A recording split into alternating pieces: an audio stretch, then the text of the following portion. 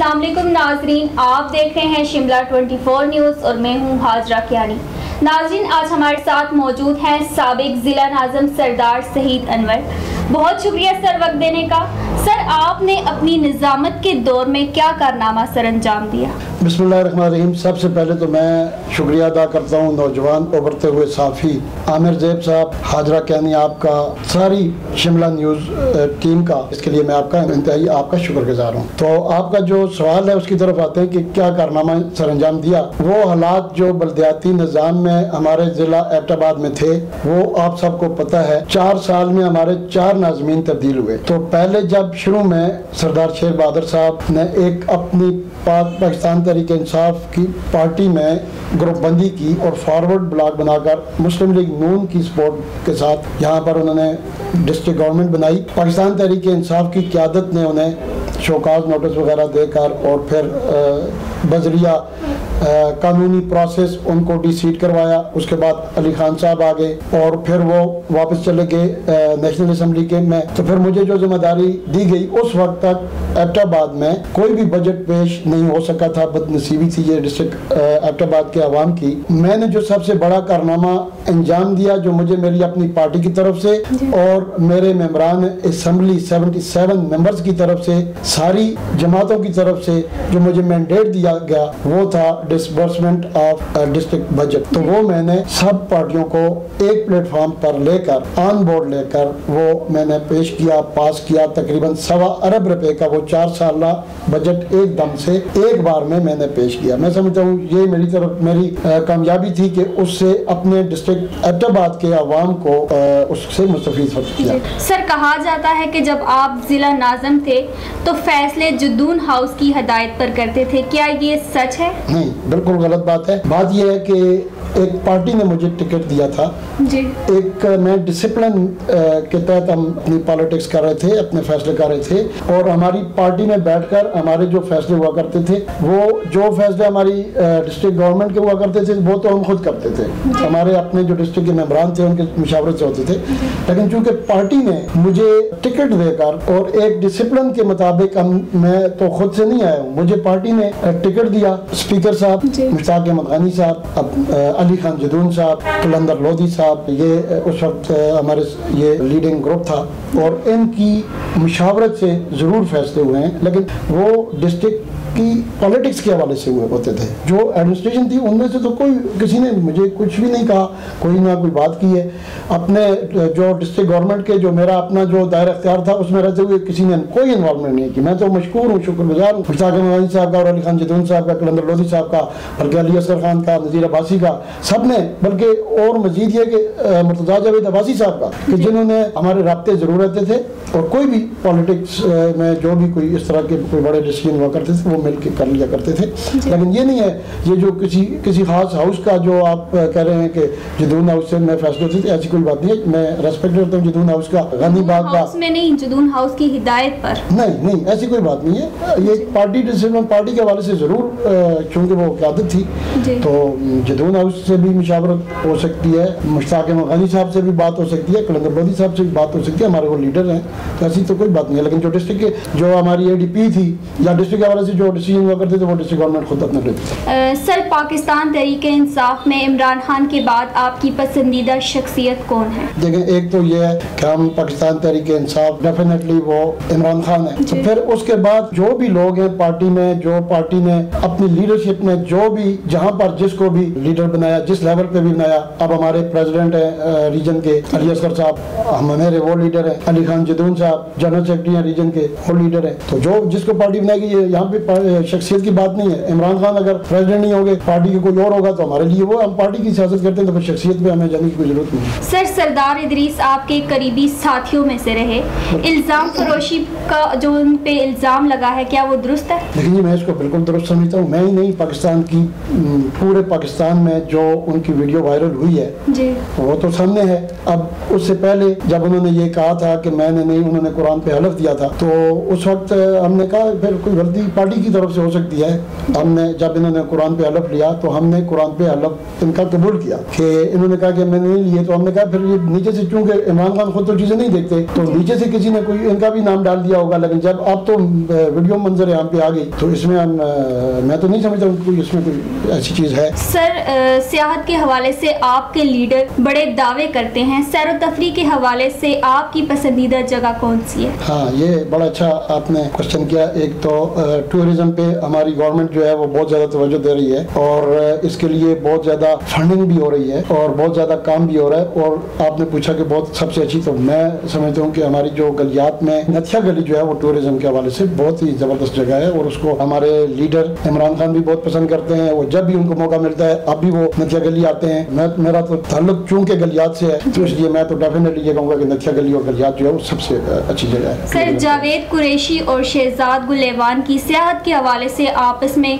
काफ़ी गर्मा गर्मी चल रही है, आपके ख्याल में कौन दुरुस्त है? देखें, दो चीज़ें, एक जो कुरैशी साहब कह रहे हैं, उन्होंने कहा कि शहजाद अवान साहब को जो है वो पार्टी से निकाल दिया गया। अब इस सिलसिले में शहजाद गुल अवान साहब ने उनकी बात का जवाब दिया, मीडिया में यहाँ कर दिया है और उन्होंने ये कहा है कि मुझे जो पार्टी ने जो भी किया उसके लिए मैं अपील में गया हूँ और मेरी अपील पे कोई फैसला नहीं हुआ। अब जब उनकी अपील पे कोई फैसला नहीं हुआ तो फिर हम कैसे किसी को ये कह सकते हैं कि वो पार्टी में नहीं है? मैं तो समझता हूँ कि वो पार्टी में है, इसलिए कि जब उन्होंने अपील कर दी, पार्टी में अपील कर दी ना। उन्होंने अगर अपील ना की होती, अगर वो उस कैडा का जो डिसीजन था उसको वो ऊपर ले गए, अपील में चले गए। अब उन्होंने मीडिया में आकर ये कहा कि मैंने, तो उनकी अपील अभी खड़ी हुई है। जब वो मेरे ख्याल से तो अभी वो पार्टी में है और वो अपने इलाके के लिए टूरिज्म के हवाले से और अपने इलाके में दीगर लोगों को सहूलियात देने के हवाले से शहजाद गुल अच्छा काम कर रहे हैं। अब जो भी हमारे लिए, हमारी पब्लिक के लिए जो अच्छा काम करेगा हम तो उसको अप्रिशिएट भी करेंगे। अब शहजाद गुल की, अब उन्होंने अभी इस वक्त रिसेंटली RHC बड़ा उतर के लिए लिया है। अब 50 बेड का हॉस्पिटल जो गुज़िश्ता दौर में उसका CMD जारी हो चुका है, मेरे पास था, मैंने उनके हवाले किया हुआ है। एक उसके लिए भी वो काम कर रहे हैं और कोई तकरीबन लगभग सुई गैस को मिलाकर तकरीबन 50 करोड़ के लगभग वो काम कर रहे हैं। तो मैं समझता हूँ कि हमारी सियासत का मकसद ये होता है कि अवाम को फैसिलिटेट किया जाए, अवाम के काम किए जाएँ। यही हम, इसीलिए हमारा सियासत करने का बुनियादी मकसद ये है कि लोगों को फैसिलिटेट किया जाए। तो शहजाद गुल अवान मेरे ख्याल से अपने इलाके के लोगों के लिए काम कर रहे हैं और मजीद भी वो करेंगे। तो जो वो काम करते हैं तो हम उनके काम को अप्रिशिएट करते हैं। कहा जाता है कि आपके घर की सड़क सरदार औरंगजेब नलोटा पुख्ता करने जा रहे हैं, क्या ये आपकी सियासत के लिए बड़ा दचका नहीं होगा? जी बिल्कुल नहीं होगा। मैं तो सरदार औरंगजेब साहब का शुक्रिया अदा करता हूँ कि वो हमारे इलाके में, मेरे गाँव की जो सड़क बना रहे हैं। अवाम जानते हैं, आजकल मीडिया का दौर है और लोग, कोई आदमी बेवकूफ़ नहीं है, लोगों को पता है। मैं डिस्ट्रिक्ट नाज़िम था, ये अलग बात है कि डिस्ट्रिक्ट नाज़िम जब मैं था तो मेरे लोगों की, मेरे पब्लिक की एक्सपेक्टेशन मुझसे बहुत ज्यादा थी। लेकिन उसमें अब देखना ये है कि एक तो मेरा टेन्योर था सिर्फ 5 महीने का और मुझे वो जो फंसा हुआ हमारा बजट था वो तकसीम करने का टारगेट मिला था मेरी पार्टी की तरफ से और वो 4 साल का बजट था। 1 साल के बजट में 3 महीने लगते हैं और वो ऐसा बजट था कि जिसमें पहले से काम हुआ था, कुछ इश्तिहारात टेंडर अखबारात में लगे हुए थे, कुछ कोर्ट के डिसीजन थे, कंटेम्प्ट ऑफ कोर्ट थी और कुछ ऐसे भी लोग थे वो जो सारी जो स्कीम्स थी वो स्कीम्स उनको रीशफल करना था, नए सिरे से बजट बनाना था, मेरा वो काम था। तो जो मुझे मेरी पार्टी ने दिया वो मैं समझता हूँ, मैं बिल्कुल सेटिस्फाई हूँ कि मैंने अल्हम्दुलिल्लाह अच्छे तरीके से वो काम किया है। तो उसमें ये बल्दियात है और बल्दियात में हर एक को जो है वो मखसूस फंड्स मिलते हैं और बल्दियात में गली बनानी होती है, नलका पानी का बनाना होता है, फुटपाथ बनाने होते हैं और कच्ची सड़कें बनानी होती हैं। अब ये जो सड़क है इससे पहले जिस पे अब सरदार औरंगजेब नलोटा साहब अभी उसको पुख्ता करने जा रहे हैं, ये अल्हम्दुलिल्लाह इस पर 2 करोड़ 30 लाख रुपए मैंने और मेरे उस वक्त के दोस्तों ने सरदार इदरीस साहब से लेकर वो सड़क बनाई है। और वो बजट तो अभी सरदार औरंगजेब नलोटा तो सोचे भी ना कि वो इतना बड़ा बजट हमें देंगे। 1 करोड़ रुपए उन्होंने दिया तो मैं समझता हूँ ये भी कम है हमारे रोड के लिए। और दीगर हमारे जो पिछले दौर के जो प्रोजेक्ट थे वो भी इसी तरह से फंसे हुए हैं। एक हमारी रोड थी जिसके लिए 2 करोड़ रुपए रखे गए हैं और वो 2 करोड़ रुपए में से मेरे ख्याल से अभी तकरीबन 1 करोड़ 20-30 लाख रुपए अभी गवर्नमेंट के साथ फंसे हुए हैं। और मैं समझता हूँ कि औरंगजेब नलोटा को बासियत MPA वो भी निकलवाने चाहिए, रिलीज़ करवाने चाहिए, जिसके लिए मैं पेशावर 2 दफ़ा जा चुका हूँ और इंशाल्लाह उसके लिए भी मैं काम कर रहा हूँ। उसके अलावा 2 हमारी मजीद रोड्स हैं जो 1-1 करोड़ रुपए की हैं, वो भी अभी पैसे फंसे हुए हैं, उसके लिए भी मैं कोशिश कर रहा हूँ कि वो भी हमारे रिलीज़ हो जाए।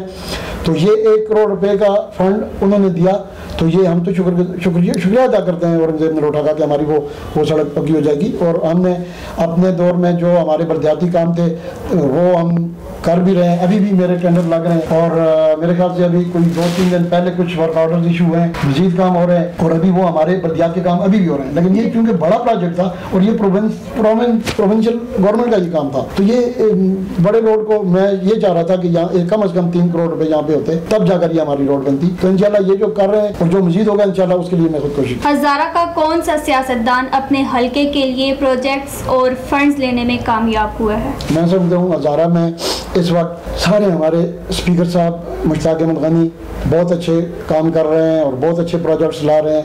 इसके अलावा अली खान जदून नेशनल असम्बली से चीज़ें लेकर आ रहे हैं, ये जो अभी जो काम हो रहे हैं वो बिजली वगैरह के काम कर रहे हैं और दीगर भी काम हो रहे हैं। नज़ीर अब्बासी साहब अपने इलाके के लिए बहुत ज़्यादा काम कर रहे हैं, कलंदर लोधी साहब कर रहे हैं। एबटाबाद में काम ठीक हो रहा है इंशाल्लाह और मज़ीद काम होंगे। अभी जब 2 साल आप गुजर जाएंगे तो उस वक्त आप देखेंगे कि पाकिस्तान तहरीक इंसाफ में एबटाबाद में और हज़ारा डिवीज़न में हरीपुर की बात है तो वहाँ भी अकबर अयूब साहब बहुत ज़्यादा फंडिंग कर रहे हैं, तो ठीक हो रहा है। जितना मैं समझता हूँ कि इससे पहले पाकिस्तान तहरीक इंसाफ की पिछली हुकूमत को छोड़ के कभी भी इतना काम नहीं हुआ एबटाबाद में, हज़ारा डिवीज़न में, जितना पाकिस्तान तहरीक इंसाफ की हुकूमत में होता। जी, आप क्या समझते हैं PK 37 में इस बार PTI का टिकट किसको मिलेगा? देखिए ये पार्टी ने फैसला करना है, चूँकि हमारे जो टिकट होल्डर थे सरदार वकार नबी साहब उनकी डेथ हो चुकी है, तो बाद में हम बहुत सारे उम्मीदवार हैं, तो पार्टी ने जिसको देखेंगे उस वक्त। अभी तो 2 साल रहते हैं, अभी पहले से हमें क्यों मतलब अपनी पार्टी में आप जो है हमें आपस में लड़ने की कोशिश करेंगे। जब आप ज़िला नाज़िम थे सरदार बाबा हैदर जमान की वफ़ात के वक्त आपने छुट्टी का ऐलान किया तो DC एबटाबाद ने इनकार कर दिया, अगले हफ्ते ही DC एबटाबाद ट्रांसफ़र हो गए, तो आप इसका मतलब है कि आप इंतकामी सियासतदान हैं? नहीं, ऐसी कोई बात नहीं है, इंतकामी की बात नहीं है। बात यह थी कि DC साहब से पहले मुशावरत की गई थी कि बाबा हैदर जमान एक बहुत बड़ी शख्सियत है हज़ारा डिवीज़न के लिए और सूबा हज़ारा के लिए जो उन्होंने काम किया, तो वो उनके शाया निशान था कि उस दिन छुट्टी की जाती। तो मैंने अपने भी आप पे छुट्टी दी और मैं समझता हूँ कि 70% लोगों ने छुट्टी की और DC साहब ने ये बिल्कुल नहीं कहा कि वो छुट्टी नहीं देते, ऐसी कोई बात नहीं है।